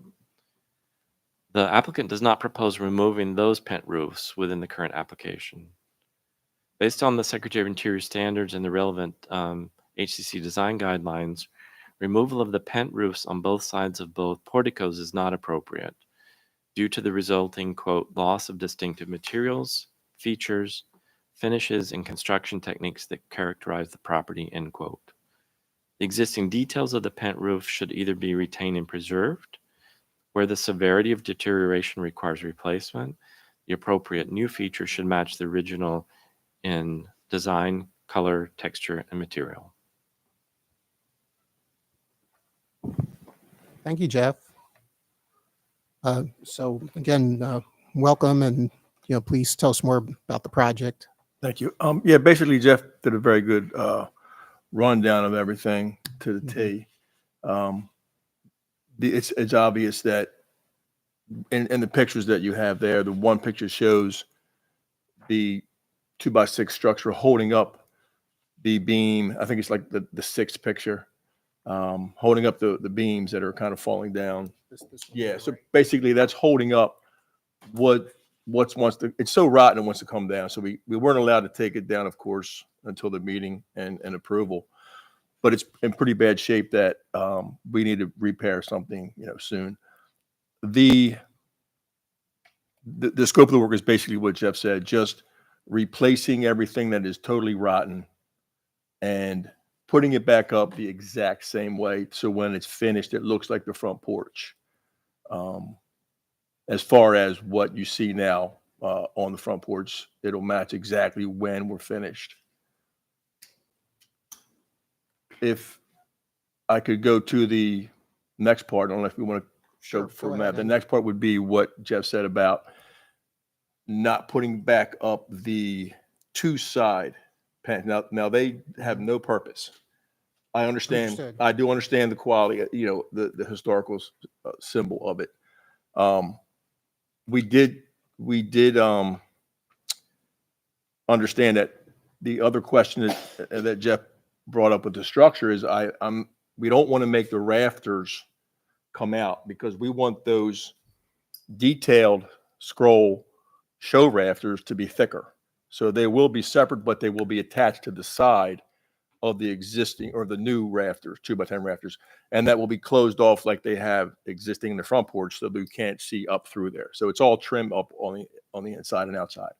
But as far as the work itself is basically the main thing is to getting the structure from not being rotten and making it look just like what it looks like now. What is your evaluation as to the reason that it decayed to this point? In my opinion, it was already repaired once before, maybe twice, because there were different type of beams in each section, and the rafters were different, and the sheathing was different. There was some old sheathing there, so apparently the roof was redone before. Also, I'm sure that wasn't what's up there now is a rolled asphalt roof. I'm sure it was a metal roof back in the day. Yeah, I'm sure. Okay. So the rot was there for decades. It did want to fall down on you. I mean, we had to pull some things down because it was falling and then prop it all up so it wouldn't fall anymore. Right. I guess my question is really directed at what in your reconstruction process that's replicating or approximating the original is, what are you going to do that's going to prevent it from needing subsequent work 10, 15, 30 years We're down the going road? to use treated beams. Okay. That aren't going to rot. The only other thing would be, how about flashing details or, as far as flashing details, again, we're going to flash it the way it should be as far as like that's subject to the normal inspection process anyway. So that's not really part of our purview. Right. But it is, I've done a fair amount of restoration work myself, and it's really important to find out or to know why something failed and why you're called to come in and. My opinion is repair they it. had a leak on the roof before they fixed the roof this time for years. Yeah. So when you have a parapet wall sitting on wood, okay, and you have a metal roof, let's say there was a metal roof or whatever it was up there that rotted, it was rotten for years. They're on the side of the house, so they're not a main entrance. So they're just porticos. They're on each side. Mm-hmm. But it had to be just sitting there for years, just rotting that out. I mean, you can pull that stuff down with your hands. So that's how bad it was. The masonry is sitting on top of the wood. Yeah, absolutely. That's the way the parapet walls were built on top of. I don't think there were any original beams left there because I'm sure they used a timber beam back in the day. I'm sure it was a timber. There was a timber beam laying on the ground that I guess they were going to use when they put the original, but they left it there to rot. And what they used, what we see now is they're just 2x12s with a 2x6 cap on it, and then the masonry just sitting on top of that. You need a flashing between the wood and the masonry. We want to use a treated beam. We don't use metal when we touch masonry and wood because it condensates. It's like a tape. We use a very thick tape it adheres to, Something, and yes. And when we Otherwise, put, the moisture is going to come Yeah. down through the masonry and rot the wood again. right, and when we stick the beams, even if they're treated, into the masonry before we mortar around them, we wrap that with the waterproof tape. Right. And then we masonry around that. So what's the purpose of removing the pent roofs? I mean, I think that's my biggest concern with all of this, based on Jeff's assessment. Well, basically, I had a conversation with Joan and Victor, the homeowners, and we were looking at them as far as a functional, but I guess we're looking at it as functional. When you have a small little pent like that, there's no gutter on it, okay? You're going to get snow that's going to sit on that. It's going to build up, and then it's going to fall off. And you know, if we had shovel, it's just going to add, you know, it doesn't do anything for rain, so it's going to just be, it's a detail. I understand that, but it's not a detail that has to do, there's a lot of details that have purpose and then are functional. This is not a functional detail. You know, Todd, what's a little tricky and unclear, but see, I had the advantage of spending some time with Joan looking at it because they just lived down the street. And, you know, on the front and the back, they're kind of decorative elements that were almost like just tacked on. Yeah, You know? right, sure. And like it looked to me like there was never any flashing with where it Right. hit the wall. Yes, So- they didn't flash behind it. So, you know, I know some places it's, I think, already gone, right? Yeah.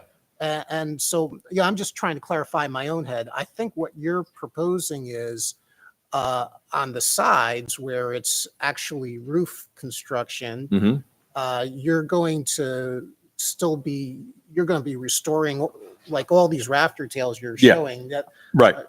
I think that detail you're restoring and keeping. Yes. I think all you're proposing is that on the front and the back where Yeah. it's kind of something decorative and tacked on. Yep. That you'd like to abandon. Yes. Right. And that's on the side porches only, not the primary front. It's not on the primary, but in that sense, eventually, I'm assuming that we're going to have to repair those also at some point. And if we get to that point, we would also ask probably to eliminate the two on the main porch. But again, that's a decision that is up for discussion.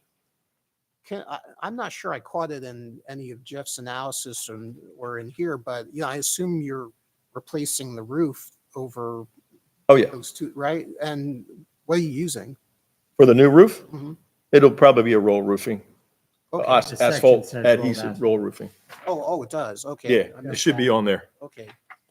New asphalt roll roofing on the section, Yeah. Okay.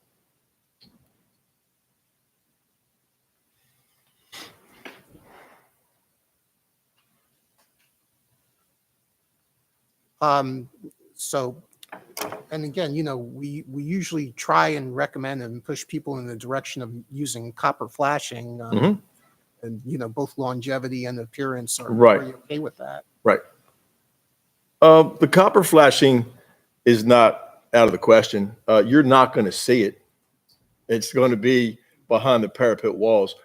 But my theory on that is, why would we spend that kind of money when we get a very thick, solid aluminum flashing that, if installed properly, is going to last a long time? Okay. And, you know, it's a good point, and it's just Right. something for I us. think all I to- think it's fine in that circumstance. Okay. All right. So I mean, to me, I guess, you know, the main thing probably want to, you know, make sure we're in agreement on is, well, the only issue I really see is, hey, are we okay with abandoning that, you know, pent roof detail that, you know, really is, it's, you know, it's I guess the something- question would be whether or not there's been any research for old photos showing, it's, you know, was its existence original to the building, or was it something added somewhere along the way? Yeah, I can tell you, I mean, I think it was original to the building. I guess the argument I can make for relief on it is just simply that in some places, I mean, Joan, I have the impression maybe some of them were gone by the time you moved there, or I don't know. Some of the scrolls were definitely missing, and Yeah. Yeah. Removing them does not, in effect, destroy any part of the original fabric beneath it or that they were mounted on, does it? The way they were mounted on, the way I could see out, they were just basically had a back board, a freeze board, if you will. And because the back and the fronts were so loose, then of course the rafter tails where the roof comes down, they were fine. But these were pretty much made like on a board with attached to it, and then the metal. Actually, these had like a very old thin metal piece of roofing on it. They were just leaning off of the old beams that were rotting and coming down and coming apart. So they were just basically not the way I would have installed them. But again, back in the day, I don't know how else they would have done it that way with cut nails and stuff like that. And a lot of paint was on there. But they were pretty much, if you would have pulled them down you could have probably pulled them down by your hand. My point, Gary, is that if it were determined they were needed to be there, they could be replaced, they could be installed. That taking them away doesn't create an obstacle to their existence. Okay. So would you suggest if it's removed that they should at least try and keep it in storage should they ever decide to recreate it or restore it, or is that what you're? Or at least photo document. Okay. If they're going to be removed, I think they need to be documented. Okay. With dimensionally and the way they look. You know, if it doesn't pay to hang on to them, that's fine. But I think the fact that they existed on the building at some point needs to be reconciled. So I'm going to disagree a bit, and I'm not in favor of removing them at all. I think they're part of the historic fabric and decorative element to the house, and that should be preserved. You've obviously recognized the historic value of the house by getting the plaque. So my opinion is that they should stay and be repaired. Do you, Joan, as the homeowner, are you okay with that? I was curious because I know a number of the scrolls, is that what you call them? Scrolls were missing. Would there be a compromise where they could just, be seen on the front, the visible portion, and not on the? I don't think it. I'm not going to change my opinion based on. I mean, it's part of the historic fabric of the house, right? If they were original, I think that they should be preserved, and I think that the Secretary of Interior standards agree with that. But if we only have like enough original material to so the recreate standards, two of them, allow you to recreate it with a similar material. So in having them recreated, I'm not saying I disagree with you, but now you also have to think about how to reinstall it or recreate it in a way that's gonna. Oh, that one is not rot gone, and, right? The one is gone from the side. And this time it's got to be done with the proper flashing, and I would say it's exposed to view, so it should be copper flashing. So there's just a lot of things to consider. That's all. It's not that I disagree, and I'm also looking to be kind to them. Yeah, I'm sympathetic living in an old house, believe me. Yep, same here. All of us. So anyway, any other thoughts or comments on? The one that's been removed, does that face the rear of the house or does that face Prospect? That faces the Prospect. I'm pretty sure.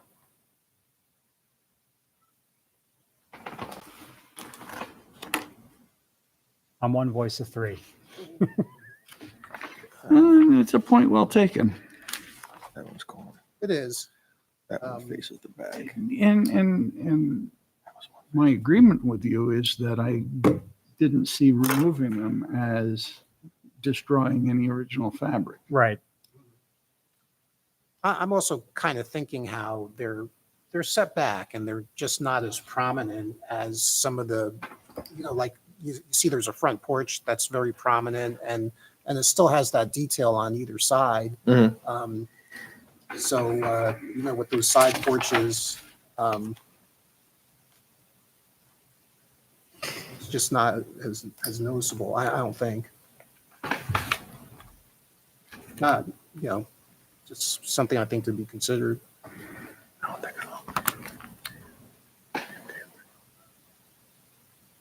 Is this work happening on both side porches or Yes, just the one? Okay. both porticos, yeah.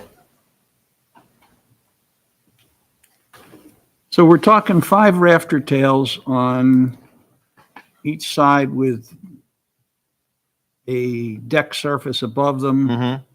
And it looks to be some sort of crown molding. Yes.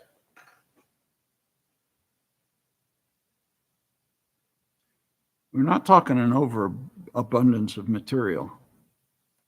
But it's not like you snap your fingers and it's done, right? No. You need some craftsmanship. It's Well, craftsmanship, You yeah. know, that's the Mhm. that's the tough part. Yeah.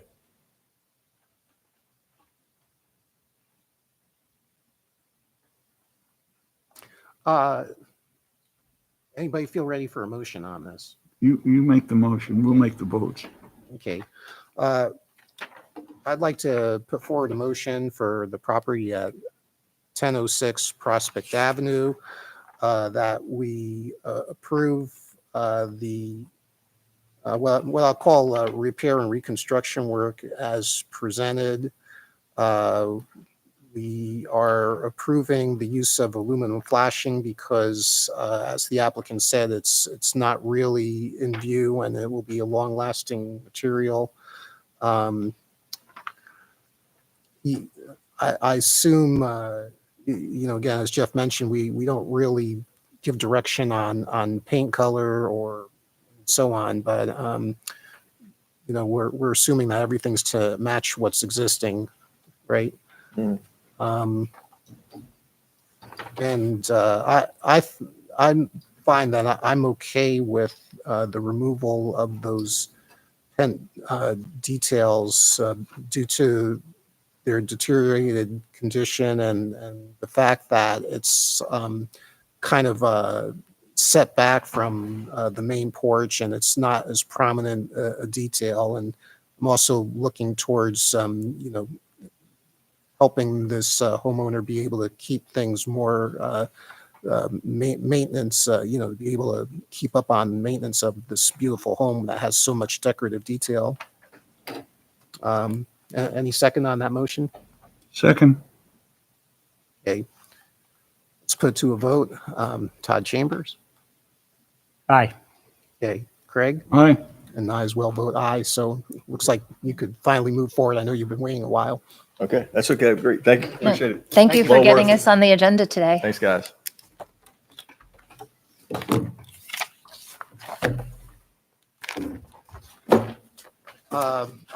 Again, I wasn't here last month, but can we have a motion to approve the minutes? So moved. Second. I'll check in. Right. Aye. Aye. Aye. And Any I wanted to do new or old business? exit sign. I think we need to That's Thursday. impress I'll get more upon the information city out to to you make on that. some additional appointments to the I can HCC. squeeze that in Thursday. Darlene, It's critical, Darlene. I had a thought. There was that fellow who was up here before who says he lives in Grand Place and they own the potato restaurant. I was tempted to ask if you'd like to join our commission. So I don't know if you want to reach out to him. You got his numbers on the application. You're right. Barry. I mean, he sure. Do you want me to reach out to him? But I mean, No, it's fine. We can do that. he sure seemed passionate about the neighborhood, and it would just be great to have somebody, another business owner / resident. Yeah. Good point. And As especially as a business owner. yeah. And I did mention, I know he tends to ruffle feathers and he's opinionated, but Seth Cornish is our local registered real estate broker who was on the commission, and when I last spoke to him, he seemed interested as long as he was formally reinstated through city council. Okay, and I do have it as on my long list of things to reach out to him. We do not have another. Long list? You have a long list? We do not have another candidate for a broker. I have somebody I can nominate, but.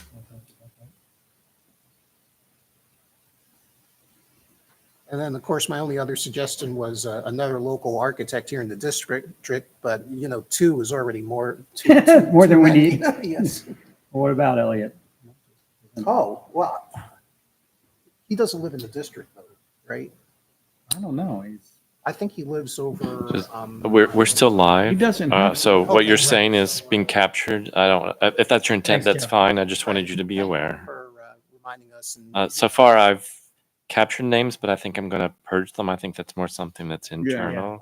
Right, so at this point, it's, you know, I would say. We've it's time to adjourned. Adjourn the meeting. Well, we have. All right, thank you. All right, thank you.